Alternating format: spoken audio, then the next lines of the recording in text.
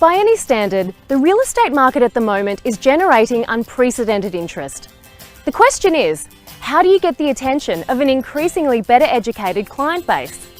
Buyers and sellers alike have a voracious appetite for property information about their area. Area profile booklets are the perfect answer for the current mood. You may have noticed these types of publications popping up in your letterbox.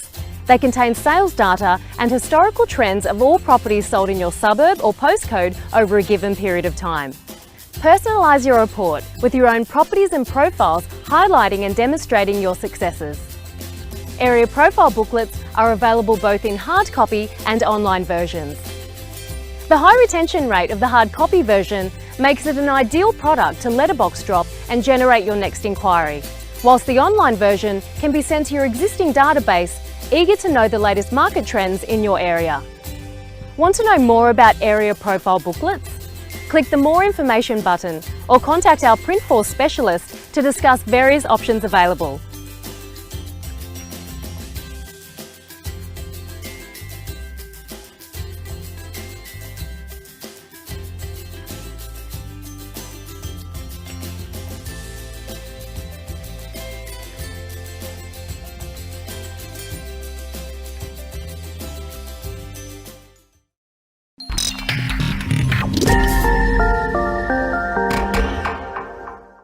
Hello and welcome to another property news update. Here are the stories we're going to be covering. We've all heard of WeWork. Well, now there's not We Play, it's We Live. Cities that profit from very strong leadership. This is a different type of story. Grand designs, not so grand returns, as you're going to hear. Property with personality, and also the agent that they wrote a song about. Back with my special guest in just a moment. Did you know you can save up to 70% on your staff costs by outsourcing the low-value, repeatable tasks so your team can focus on growing your business? Beepo is an outsourcing provider focused on the real estate industry.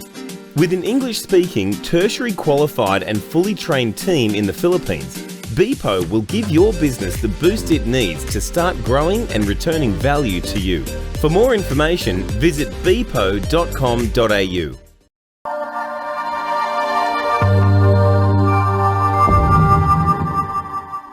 And joining me is my co-host, Matt Shepherd. And we've got Matt in the show because, well, he was a very active real estate agent and a very successful one too, I might add, and has now just joined the team at Switch Media Property TV. G'day, Matt. How are you?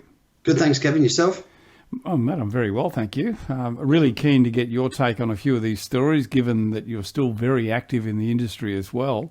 Yep. So, now, mate, we've all heard of WeWork, of course, and, we've had several meetings in a number of their complexes around the world. It's a really interesting study, but I was particularly interested to pick up this story, which comes to us from We Live, and that is about We Living. WeWork has enabled, of course, people all around the world to have very flexible business profile, even if they're a small business.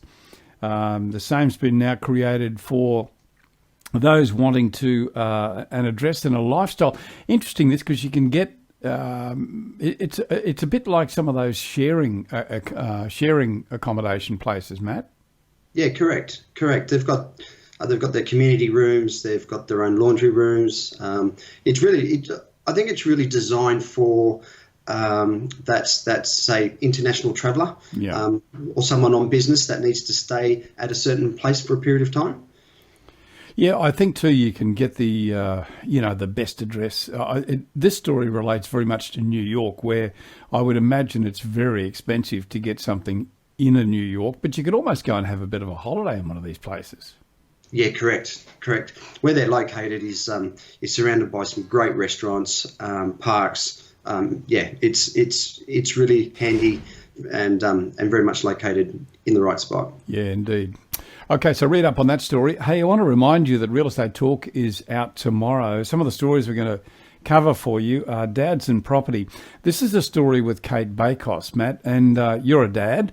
This story talks about how dads can be a bit of a hindrance in the buying process. particularly bidding at auction. I think in the story I say it's probably an agent's nightmare when a buyer says, "Oh, I just want Dad to come and have a look."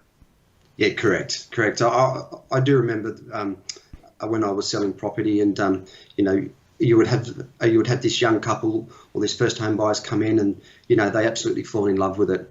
Then the second inspection would be that then they would bring back mum and dad, and then obviously then Dad would then go through the property with a fine-tooth comb, which is great.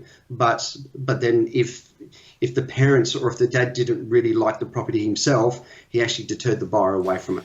Yeah, I think it's well-meaning too. They try and do the right thing. They've got to protect the kids. But, hey, I reckon the kids have just got to grow up and make their own way in life. Also in the show, we're going to take you to New Zealand because New Zealand listings are stronger this spring, predicting that there's going to be a bit of a surge. So we talked to CoreLogic about that. Also in downsizing, I'm going to catch up and talk about retirement village buybacks. Now, this is a story that relates very much to New South Wales, but it is going to have ramifications and ripples right around Australia. So if you're looking at retirement villages, this is one you won't want to miss. The Psychology of Colours, our sweetheart of renovation, Naomi Findlow, joins me. And building numbers stabilised 20% below their peak. This is a story from the HIA. A bit of a total reversal on some of the other stories we've heard about an oversupply of houses. They're now saying there's going to be an undersupply. It's a bit of a cycle, Matt, isn't it? Yeah. It's there's always always the ups and downs, but I do believe that spring, obviously, and you and I have spoken about this. Is that I personally think the best time to sell properties are within that May, June, July period. Obviously, with spring, everybody holds back. And the amount of times you sit down with someone and you actually go through the numbers with them and you explain to them that you've only got 12 properties on the market and we've got 30 buyers in the marketplace. In spring could be a good time to sell seasonally, but certainly you're in a lot of competition. Our next story comes from Propertyology, Simon Presley. This is City's profit from very strong leadership, targeted investment in infrastructure. This is a story about infrastructure, and there's been some phenomenal stories about the areas around Australia that Simon's going to talk to us about, where there's been huge investment in infrastructure, Matt. Oh, yeah. There's places like Darwin, you've got Townsville, and I do like the fact that the local, state and federal governments have come together, and the injection of some of that money they're putting in is not 5 or 10 million. It's anywhere from $50 to $300 million. Yeah.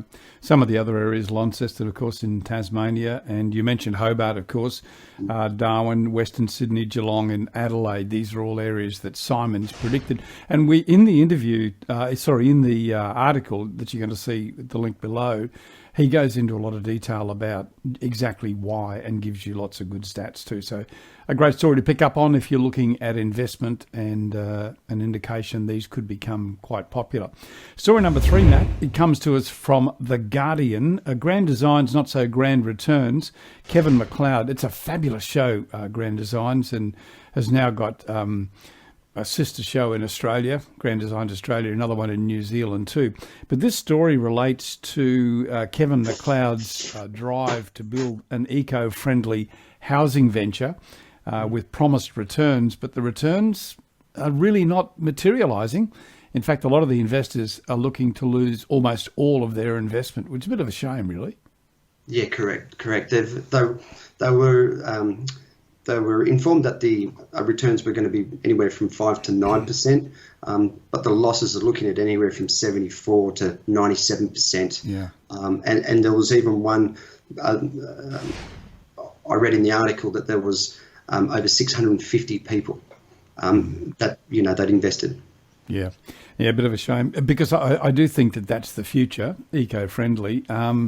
Just probably not popular enough right now, and maybe there were some other things about about the location that didn't quite work. But full marks to Kevin. He is passionate about that and does it extremely well as well.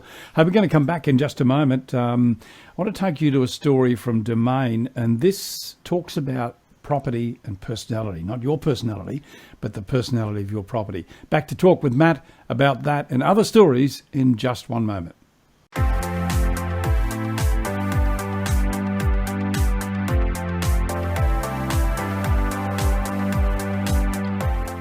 Your business card is a vital selling tool and a constant visual reminder of who you are, what you do, and more importantly, how you can be contacted.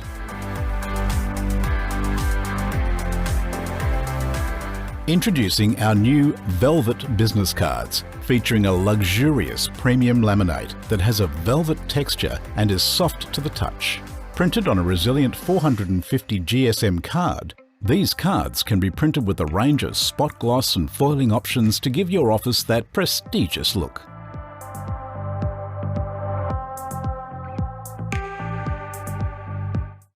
Welcome back to the show, and as I said just before that break, a story now from domain.com.au, property with personality. And just before we take you to that story, I just want to say stick around for the end of the show because I've got some really interesting... Hey, did you see the photos I sent you, Matt, that we're going to feature at the end of the show? Yeah. A bit of gardening humour. So we'll share that with you in just a moment. Hey, this story from Domain... property with personality. When a real estate agent, I can't pronounce his or her name, had a challenging home to sell, she was surprised to find that buyers instantly loved it. I wanted to talk to you about this story, Matt, because you've no doubt experienced this yourself as an agent. Yeah, correct. There's that. Look, there is a buy for every property, but there are some properties that are they're unique in the marketplace. They're not everyone's cup of tea. If it's an Art Deco, if it's a Federation, but there is always a buy for every property. There is a young agent used to work for me many years ago, and he always said there is a buyer for every property, even properties on main roads, near cemeteries. You know what, Matt? It all comes down to price. Yeah, everything it does. sells at a price. Price. That's correct. That's correct. Also, too, there are some buyers I've especially noticed over the last 5 years that buyers are really not now targeted to certain areas. If they love the house, it doesn't matter where it is, as long as it suits their family's needs. Yeah, it's all in the eye of the beholder, isn't it? Mm-hmm. And I think too, as an agent, it's always best to find out why someone purchased a property, because that's a very likely reason why the buyer for their property is going to want to be attracted to it too. And that can become the headline in the ad, actually. Yeah, correct. Yeah. Correct. The caption, with the heading is always really a type of indication of what type of property it is. Absolutely. Our final story, now this one comes to us from Top 10 Real Estate Deals, and our last story, well, it's not so much a deal, but it's a really good story. Might just bring back a few memories. 40 years ago, the Knack had a huge hit song, which is called My Sharona. The 17-year-old girl is featured in the song. Her name is Sharona. She's now one of LA's top real estate agents. And the cover for this was quite controversial. Matt, this came out 40 years ago. You probably wouldn't remember it. No. But it was a great song. Have you actually Googled it? Have you had a listen to it? Yeah, I have. It's a great song. I grew up with it, so that sort of says a lot about my age. But the reason I tapped into this story, and I was just browsing around, I came across it. Her name is Sharona Alperin. And actually, if you Google her, she's a very prominent real estate broker in LA, and you can see the resemblance from the cover. Now, I mentioned the cover there. Just check it out for yourself. Remembering this was taken 40 years ago, and it was quite controversial. What do you know about Sharona? Did you read up on her, Matt?